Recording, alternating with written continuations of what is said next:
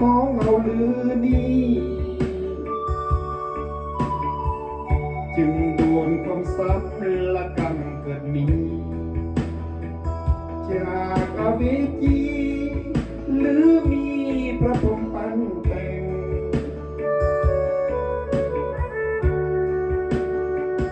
ถ้าทำความดีมีสีแก่ตน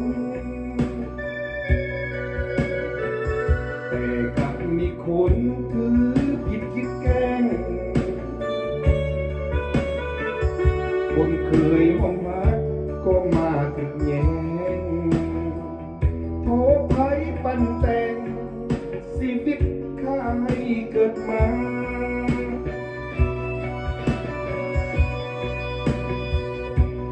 น้ำชีวิตพิศวาสตามที่คาดอยู่ทุกเวลาข้าทำผิดสิ่งใดแล้วนะจึงได้ตามมาล้างผลาญกันโกหูเบื่อ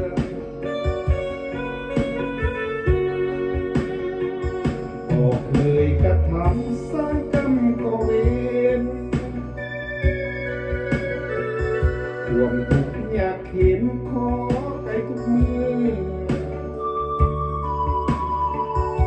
อิ่มผมเจ้าเอ๋ยข้าสั่งสุดเหลือขอเพียงสวยเกลือทอดน้ำชีวิตจากใจ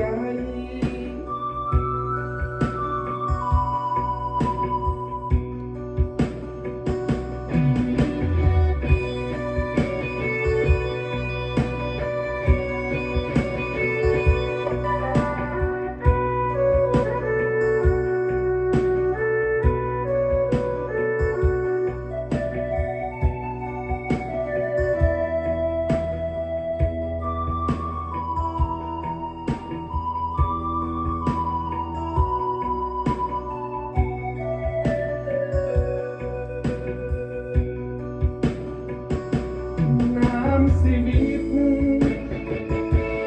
พิศวาสตามที่คาดอยู่ทุกเวลาข้าทำผิดสิ่งใดแล้วนะจึงไปตามมาล้างผลาญกันบ่หูเบื่อ